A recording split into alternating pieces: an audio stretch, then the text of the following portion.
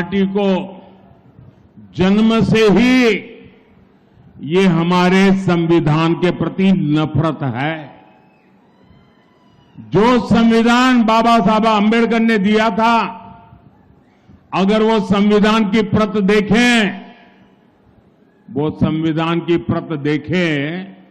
तो उसके ऊपर एक एक पत्ते पर रामायण महाभारत का चित्रांकन है।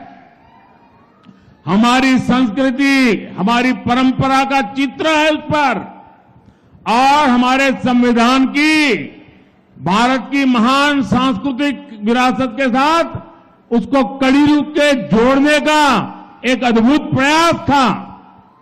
लेकिन कांग्रेस पार्टी ने सबसे पहला काम किया, जब संविधान की वो पहली प्रत कपबोर्ड में रख दी और फिर जो संविधान देश के सामने रखा, भारत की महान संस्कृति और परंपरा की जो लिंक थी, जहां से संविधान आगे बढ़ना था, उस लिंक को तोड़ दिया।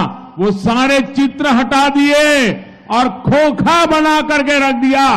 पहले ही दिन उन्होंने संविधान का अपमान करना शुरू कर दिया था। शाहजादे के दादी के पिताजी, देश के पहले प्रधानमंत्री, उन्होंने ये पाप किया था।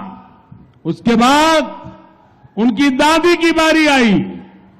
उनकी दादी ने संविधान को चूर चूर कर दिया, देश में आपातकाल लगाया, देश के लोकतंत्र को ताले में बंद कर दिया, देश के लाखों लोगों को जेलों में बंद कर दिया, अखबारों को ताले लगा दिए। संविधान का घोर अपमान पहले प्रधानमंत्री उनकी दादी के पिताजी ने किया। फिर बड़ा पाप इनके पिताजी जो प्रधानमंत्री थे, शाहजादे के, उन्होंने एक ऐसा कानून लाने की कोशिश की। ये संविधान की बातें करने वाले जरा अपने जरोखे में देख लें।